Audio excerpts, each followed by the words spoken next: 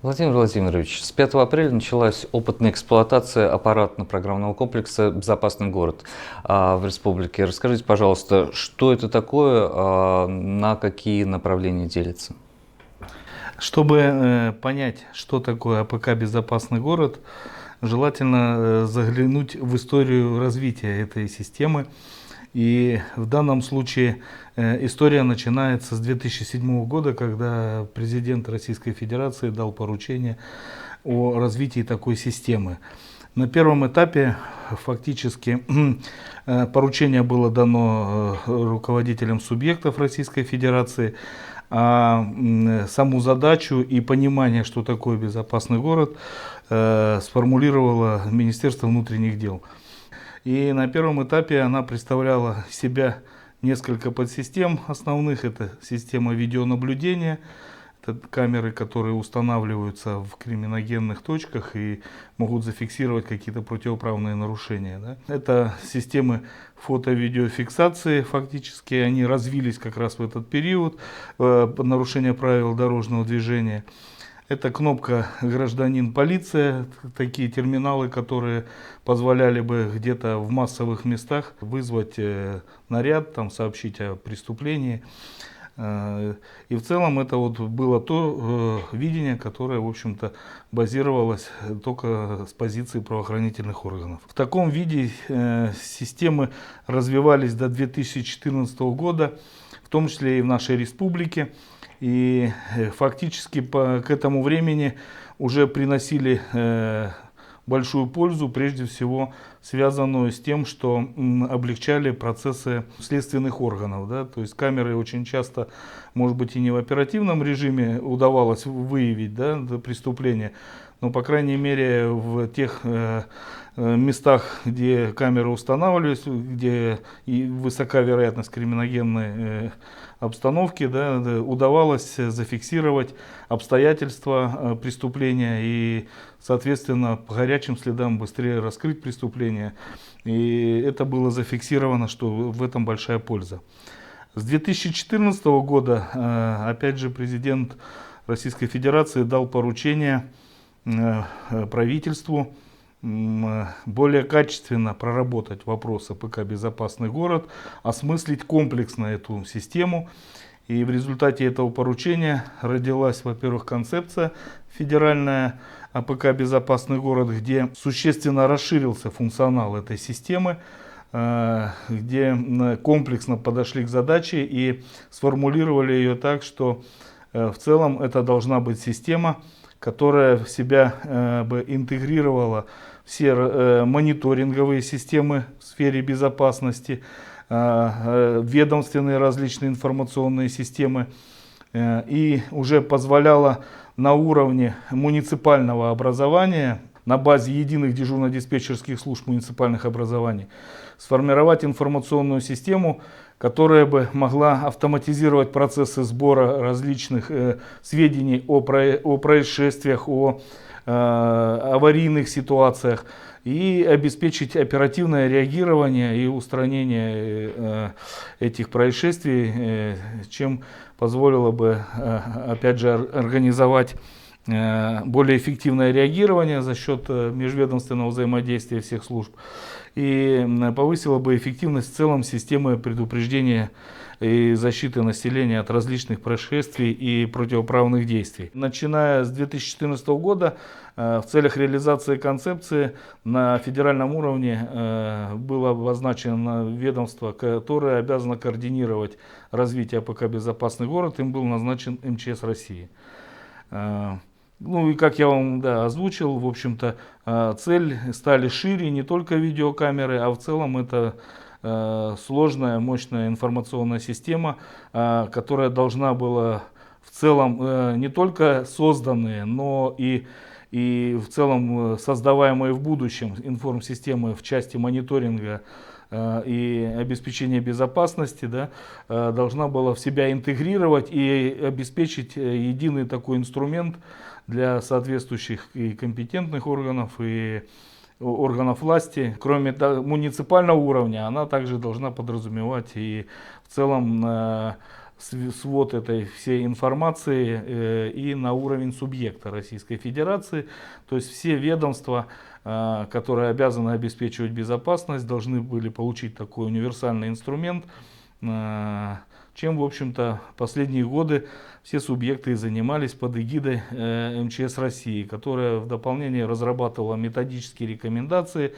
Создали они генерального конструктора федерального, который следил за содержанием технических заданий, проектных решений, которые субъекты планируют использовать на предмет их соответствия тем замыслам и решениям, которые заложены в концепции. Ну, вот. Республика наша активно этим вопросом занималась, исходя из того, что задача очень непростая. И фактически аналогов таких задач еще не стояло у нас. Дело в том, что участники, которые обеспечивают безопасность, это, как правило, различные ведомства, различные уровни власти и в том числе и различные организации различных форм собственности. Да, и они имеют свои информсистемы, которые в перспективе должны интегрироваться. То есть задача очень непростая. Важно было провести работу по оценке рисков на территориях, да, которые существуют, и исходя из этих рисков формировать системы мониторинга и планировать, как эта система будет строиться и функционировать. В этом вопросе в республике было разработано сначала техническое задание на проектирование, был разработан проект. Да, проектирование было сделано для пилотных муниципальных образований, не для всей республики, а для пилотных, чтобы на пилотных муниципальных образованиях обкатать систему. Было принято решение создать систему в 3 наших крупных городах, это Сыктывкар, Ухта и Воркута. В свою очередь это позволит, во-первых, практически сразу прикрыть этой системой безопасности практически половину населения республики. В свою очередь, за счет компактного расположения и наибольших рисков именно техногенных в этих городах, где развита промышленность, да, мы с вами максимально закрываем существенные риски на территории республики. Было принято решение, что в первую очередь строим в этих 3 муниципальных образованиях.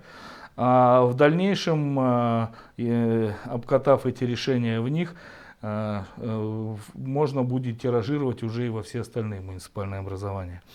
В связи с этим была разработана проектная документация на 3 города, и фактически, которая, в общем-то, предусматривала строительство нескольких подсистем. То есть мы как раз подходим к вопросу, из чего же состоит АПК «Безопасный город» в том проекте, который мы с вами сейчас фактически уже построили и приступили к опытной эксплуатации. Итак, значит, первая подсистема, так называемая подсистема комплекс средств автоматизации «Региональная платформа» и также комплекс средств автоматизации «Единый центр оперативного реагирования», Сыктывкар, Ухта и обособленный сегмент Воркута. Это именно тот программный продукт, который является ядром системы. Основная его цель — автоматизировать процессы получения информации о происшествиях, обработки их и вовлечение в реагирование всех участников, оказание там прогнозные модели формируются, то есть оказание помощи по формированию управленческого решения для дежурного персонала. И в целом автоматизация всего процесса аналитики и информационного взаимодействия всех служб, которые будут участвовать в ликвидации происшествий. В данном случае участниками системы, в общем-то, становятся все экстренные оперативные службы, и в перспективе планируется вовлечь в эту систему еще все дежурные службы аварийных служб, ресурсоснабжающих компаний, энергетики, там, тепло и все остальное. Да. Следующий модуль — это модуль мониторинга состояния окружающей среды. Система, которая мониторит метеоусловия, а также загазованность на территории, там, где было принято их устанавливать. Надо здесь отметить, это не подмена собой метеостанции гидрометцентра. Да? Мы все эти сведения в нужном и в правильном формате все дежурные службы получают в рамках соглашений. Следующая подсистема – это подсистема фото-видеофиксации нарушений правил дорожного движения. Это для населения, в общем-то, сейчас наиболее известная система и наиболее болезненная, да. Но, в свою очередь, она на самом деле и очень полезная. Следующая подсистема – это видеомониторинг и видеоаналитика. С развитием систем видеомониторинга, то, о чем я говорил, фиксация на видеокамеру и запись там в архивы, и потом использование этих материалов в части преступлений там, или каких-то происшествий, фиксация. Сейчас очень активно развиты технологии видеоаналитики, получили свое развитие как раз в свете вот, использования технологий видеомониторинга. И эти средства существенно облегчают процесс выявления, обнаружения там, преступников, выявления противоправных действий и так далее. Это наиболее, скажем так, технологически сейчас наиболее современная история, она связана с применением уже искусственного интеллекта. Следующая подсистема – это подсистема комплексного оповещения и информирования населения о происшествиях, о чрезвычайных ситуациях. В данном случае это давно известная нам система, которая зародилась на стадии зарождения службы по гражданской обороне. Да? И при создании МЧС она получила свое дополнительное развитие в виде применения ее не только по сигналам гражданской обороны, но и для оповещения населения по чрезвычайным ситуациям и мерам там, защиты населения. Ну и последнее, как бы, это уже чисто технологическая подсистема в рамках вот, задействования всех элементов системы. В данном случае у нас масса видеокамер, там масса объектов оповещения, разбросанных по территории муниципальных образований. Это построено там больше 132 километров оптоволокна. Да, это телекоммуникационная подсистема, которая, в общем-то, является государственной в нашем контракте станет, да, и фактически она будет задействована как в целях самого безопасного города, так, в общем-то, планируется в будущем использовать эти сети и в интересах развития умного города. Вот это те подсистемы, которые мы фактически уже построили в этих трех городах и приступили к их опытной эксплуатации.